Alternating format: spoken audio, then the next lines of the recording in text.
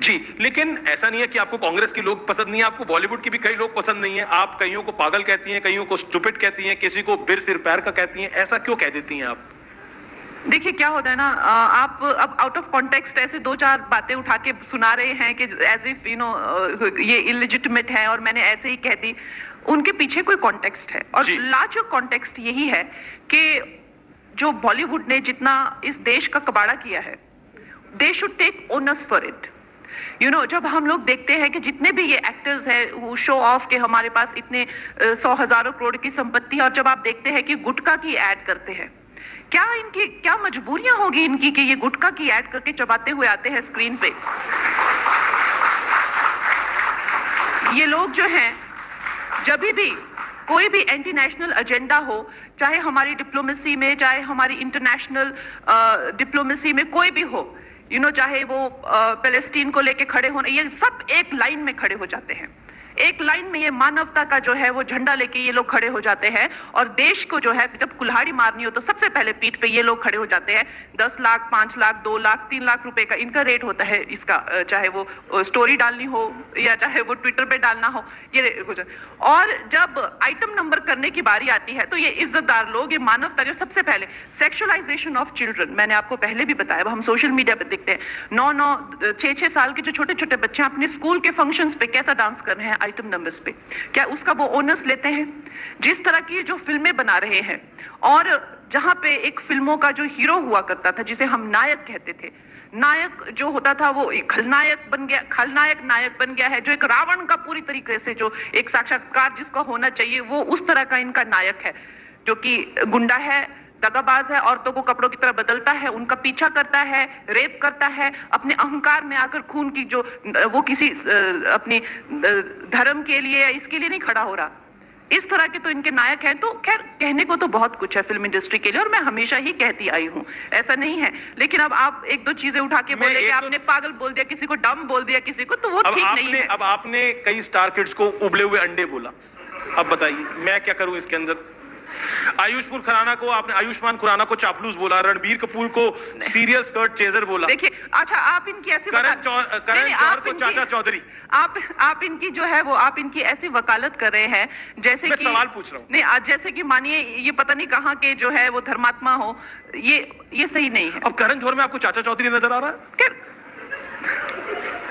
मैं किसी एक इंसान को यहाँ पर पॉइंट आउट नहीं करना चाहती हूँ, लेकिन हम सब जानते हैं ये इंडस्ट्री जो है, हवाला से लेकर ड्रग एडिक्शन से लेकर, जब मैं पैदा भी नहीं हुई थी, 86 का मेरा बर्थ है, तब ये लोग दाऊद के साथ घूमते थे, पार्टी करते थे, वो भी मेरा कसूर है। फोटोज भी है, वो भी मेरा कसूर है। आप देखिए, आप ये सोच सकते हैं, आप मुझे यहाँ पे स्टेज पे बुलाकर आप मुझे कटहरे में खड़ा कर सकते हैं, लेकिन आपको अपनी अंतरात्मा से ये पूछना चाहिए कि ये लड़की को मिल क्या रहा है ये सब करके?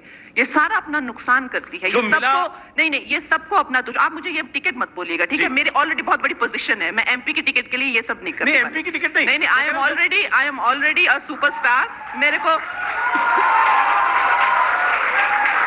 को आप ये मत बोलिए कि आप इसके लिए नहीं। मेरे जो दादाजी हैं, वो पर दादाजी जो हैं, हम ऑलरेडी, हमारी फैमिली की कांग्रेस की हिस्ट्री है। मेरे फादर भी कांग्रेस लीडर रह चुके हैं, और मुझे, for your kind information, gangster के बाद मुझे भी एमएलए की टिकट ऑफर हुई थी कांग्रेस से। तो आप मुझे ये मत कहिए कि मुझे लोगों की जो है, कुछ बोला ही नहीं है आपने। नहीं, तो आप क्या कहना चाह रहे हैं कि मैं ये करती क्यों हूँ? सब लोगों से मैं दुश्मनी क्यों लेती हैं आप सबसे? एग्जैक्टली, हम देश के लिए लेते हैं यार, हम कायर नहीं है।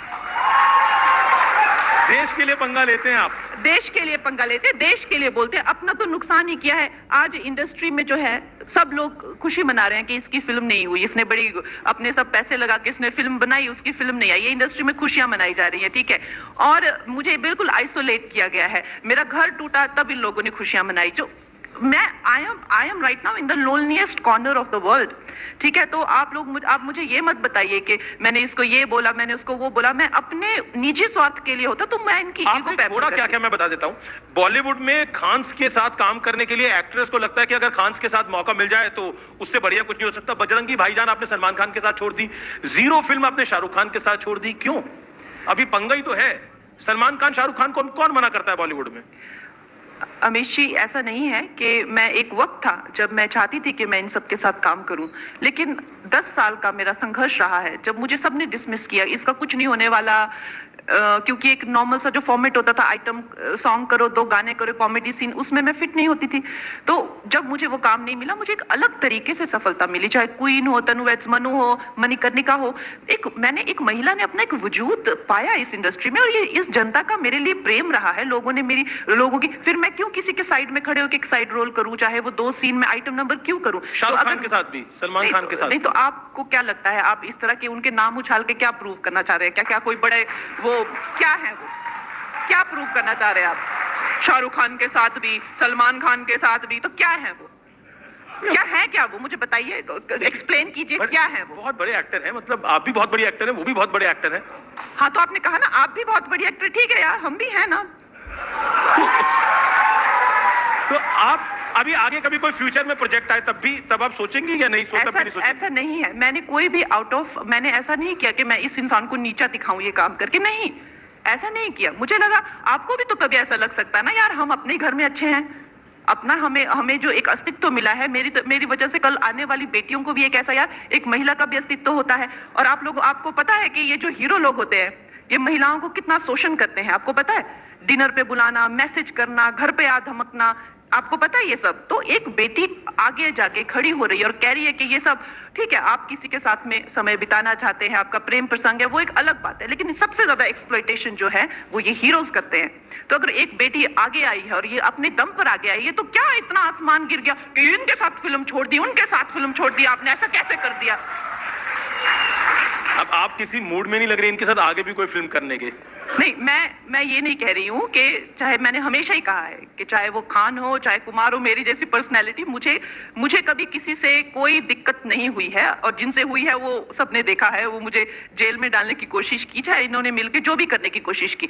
लेकिन मैं ये जानती हूँ कि जिस तरह से अगर आज हम देखते हैं कि चाहे वो कलकत्ता में रेप केस हो, चाहे मुझे खुलेआम रेप करने की धमकियां, हम जानते हैं कि हम महिलाओं की इज्जत नहीं करते हैं, और फिल्म इंडस्ट्री भी कोई डिफरेंट नहीं है। आज कॉलेज में 2-4 लड़के खड़े होते हैं और महिलाएं जाती है तो वो उनकी बॉडी को लेकर, उनके पार्ट्स को लेकर कमेंट करते ही हैं, और फिल्म हीरो भी डिफरेंट बिल्कुल नहीं है, वो भी वैसे ही हैं। लड़की आई तो मतलब एक तरह से हम जानते हैं कि एक लड़की की क्या महत्वता होती है वर्क प्लेस पे भी। एक तो सबसे पहले कि वो दिमाग की स्लो होगी और वो खी करेगी, सारा दिन गिगल करेगी, उसको जो लड़का लेफ्ट लेके जाएगा, अब ये लेफ्ट लेके गया तो मैं इसको राइट लेके जाएगा, तो उसको देखेगा कि डायरेक्टर भी देखेगा कि she is going with the hero, तो वो भी सोचेगा she is going with the hero, why she is not going with me. इस तरह से महिलाओं को वहां पे शोषण किया। आप बोलेंगे इसने ऐसा बोल दिया, मैंने ऐसा बोला, लेकिन आप लोग ये भी मत भूलिए, जो हमारी सरोज खान इतनी सक्सेसफुल हमारी कोरियोग्राफर रह चुकी हैं, जो मेरे पैदा होने से पहले से फिल्म इंडस्ट्री में है, उन्होंने कहा था कि जब उनसे पूछा था कि फिल्म इंडस्ट्री में जो है, जो लड़कियों के रेप होते हैं, लड़कियों का शोषण होता है, लड़कियों का मीटू होता है, उसके बारे में आपका क्या कहना है? तो उन्होंने कहा था कोट अनकोट कि रेप तो करते हैं लेकिन रोटी भी देते हैं। तो इतना नीचा जो है लड़कियों को वहां पे ट्रीट किया जाता है, और बेचारियों को जब रोटी मिलती है तो इनको लगता है तो क्या हुआ, रेप किया तो कम से कम छोड़ तो नहीं दिया, रोटी तो दी। तो ये हमारी बेटियों की, ये महिलाओं की दुर्दशा है फिल्म इंडस्ट्री में। और ऐसे फिल्म इंडस्ट्री में एक कंगना जाती है, तो अगर उसने कह दिया यार कि मेरे को नहीं करनी हीरो के जैसे फिल्म, तो ऐसा क्या आसमान गिर पड़ा कि भाई ये लड़की ने तो ऐसा किया, तो आप तो अपनी मनमानी करती हैं, आप तो किसी की सुनती नहीं है, आप तो साइको हैं, आप तो ये हैं। मुझे समझ नहीं आता कि ये दोगली दुनिया जो है, एक तरफ तो आप कहते हैं कि महिलाओं का सशक्तिकरण होना चाहिए, और बेचारी एक बेटी को आगे निकले तो उसका फिर कुछ नहीं छोड़ते हैं। उसी फिल्म इंडस्ट्री ने आपको कंगना रनौत बनाया, पूरी दुनिया आपको आज जानती है, उसी फिल्म इंडस्ट्री ने आपको पद्मश्री दिलवाया, आपके काम की वजह से, उसी फिल्म इंडस्ट्री की वजह से मिला ना? हाँ, तो इस फिल्म इंडस्ट्री को भी तो मैंने